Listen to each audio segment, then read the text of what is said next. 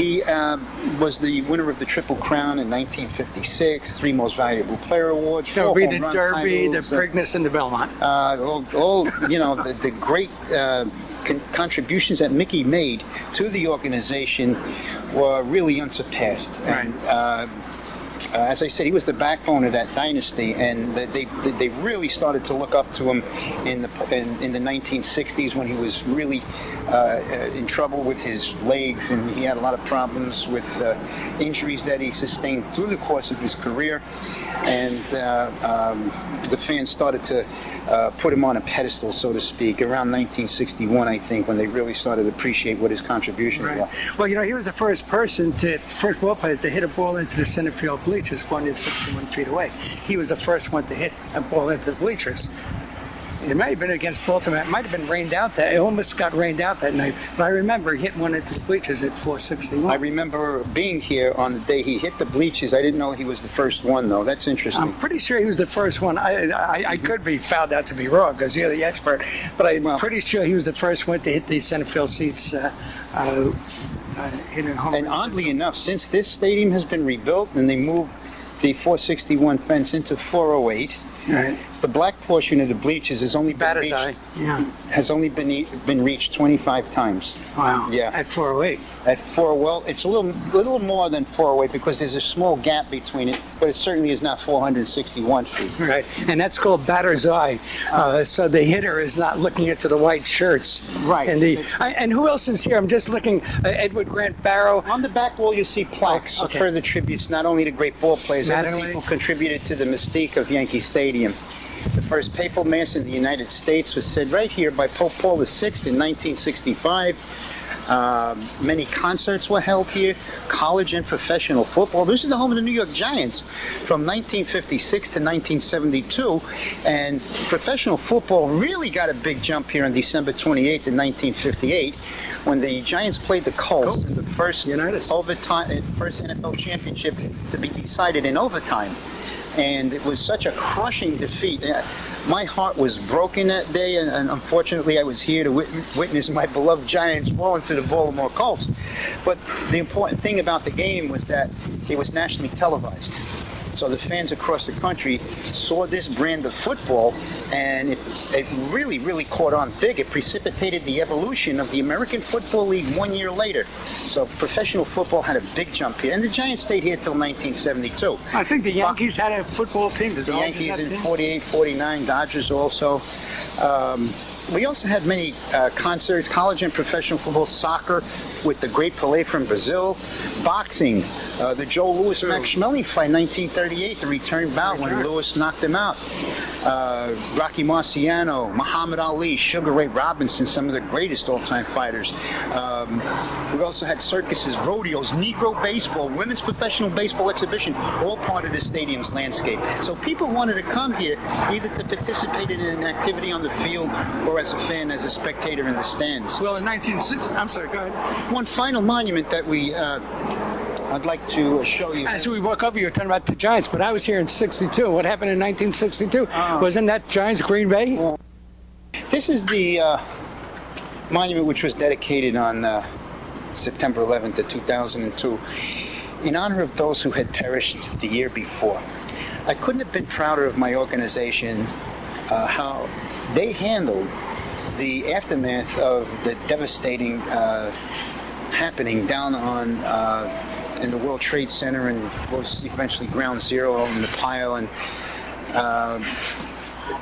the organization acknowledged all of the outfits that were involved in the emergency services units. You can see the police departments represented, the fire department, the Port Authority, Port of New Jersey people also, the World Trade Center, the Pentagon, the field where Flight 93 may have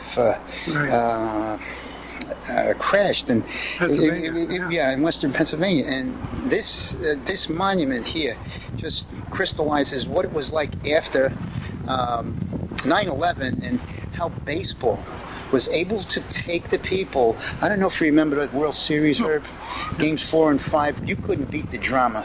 Imagine coming back in the bottom of the 9th inning 2 outs, 2 runs down. Well, 3 times.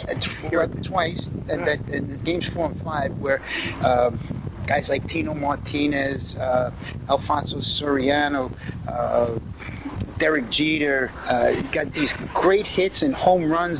Scott Brocious to tie the game and eventually go on to win. But what it did, how important this was a national pastime for the people to able to divert some of that sorrow and sadness that they had and come out here and just cheer for something. The president coming out, showing the world, hey, let's go. We have to keep on living. He came out with that suit. He threw that strike when he threw out the first ball, and what a great sight that was. So this is in honor of that. Well, a couple of images I remember. Now the Yankees did lose that World Series to the Arizona Diamondbacks, and I remember, but they won the Battle of New York.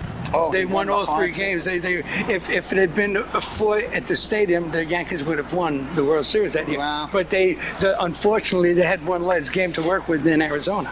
So, but I'll never forget Kurt Schilling sitting in the dugout while Sinatra was going New York, New York, and holding his ears. He didn't want to hear that song anymore. And Paul O'Neill, that was his final season, and he was being interviewed at the end of the game. He says, "What better way to go out than this excitement?" So whether the Yankees won or lost that World Series, they defended New York. Yeah, absolutely. You know, they won the Battle of New York. Absolutely. Yeah. So, okay, we're going to take a short break here. Hold on. Okay, we're back on now. You're listening to Visions, a series of visits to almost everywhere. I'm your host and fellow traveler, Herb Malsman. We're here in New York, the Bronx, New York.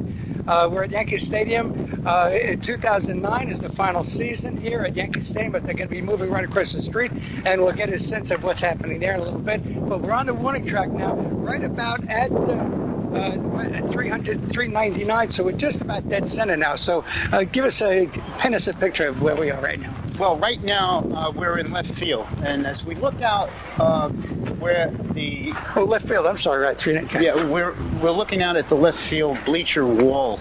On top of the wall, we have the scallop facade, that beautiful white frieze, as it's more accurately called. They keep on being corrected with that. That's actually a replica of what used to ring the stadium with the lights on nowadays prior to 1974. So for the first 50 years of the stadium's existence, this is what you saw up there instead of the lights. Maybe it was about 7 rows lower then.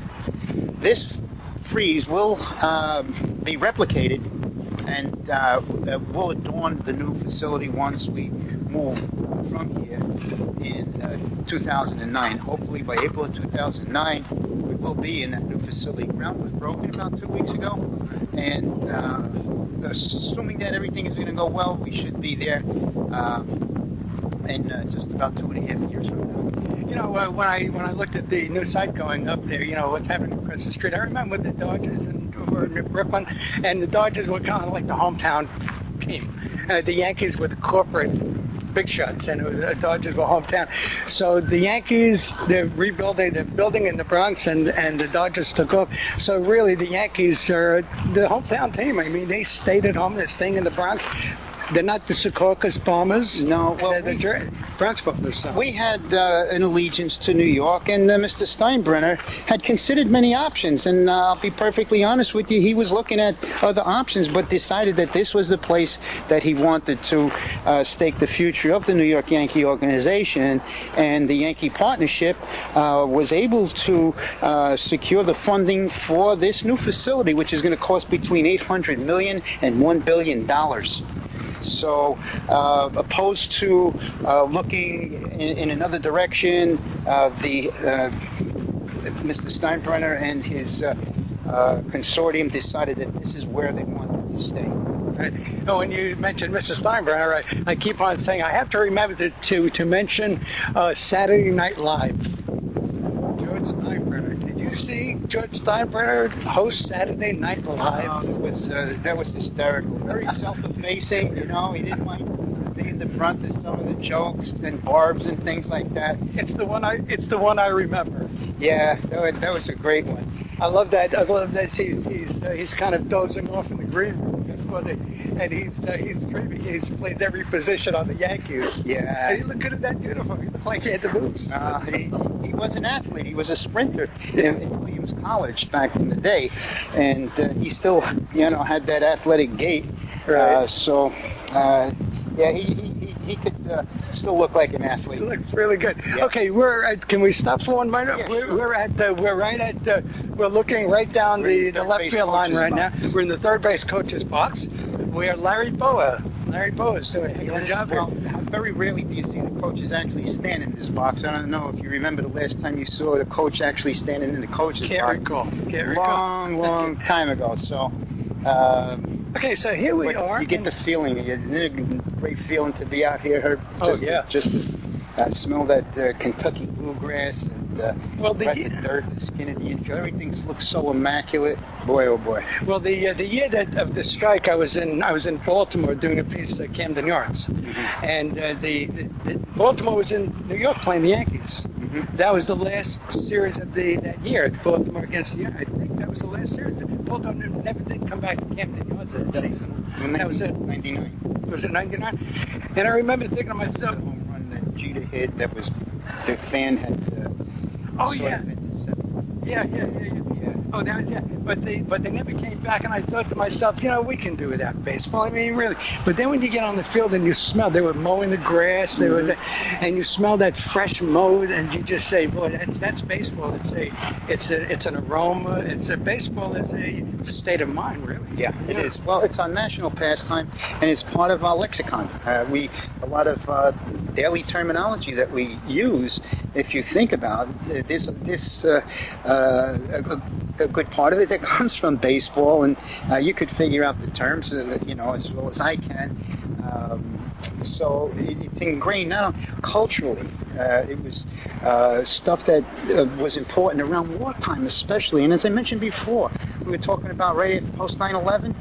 This was where people were able to come and to vent some of that energy and pent up anxiety and everything. And if you go through the different wars, going back into the Civil War, that is when baseball was in its infancy stages, and it was starting to spread at that time. And President Lincoln, who was approached by the delegate from Washington to announce that he would be the presidential delegate, told the people that came to his door, or he had his butler tell them that they would have to wait until he gets this hit.